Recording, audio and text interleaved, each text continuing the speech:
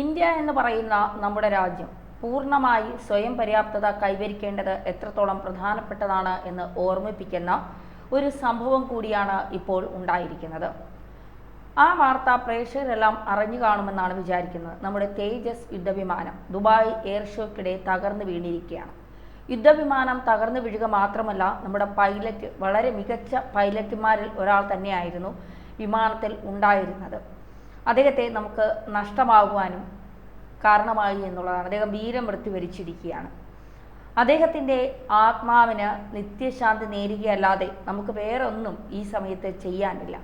ആദ്യം തന്നെ അതിലെ ആഘാതമായ ദുഃഖം നമുക്കിവിടെ രേഖപ്പെടുത്താം. എന്തായാലും ദുബായ് അൽ മക്തൂം അന്താരാഷ്ട്ര വിമാനത്താവളത്തിനരികെയാണ് അപകടം ഉണ്ടായത്. അത് എല്ലാ മാധ്യമങ്ങളിലും വന്നതുമാണ്, പ്രേക്ഷകർ അറിഞ്ഞതുമാണ്. ഇന്ത്യൻ വ്യോമസേന ഇപ്പോൾ അപകടം സ്ഥിരീകരിച്ചിട്ടുമുണ്ട്. അപകടത്തെ തുടർന്ന് ദുബായ് എയർ ഷോ ഇപ്പോൾ നിർത്തിവച്ചിരിക്കുകയാണ്.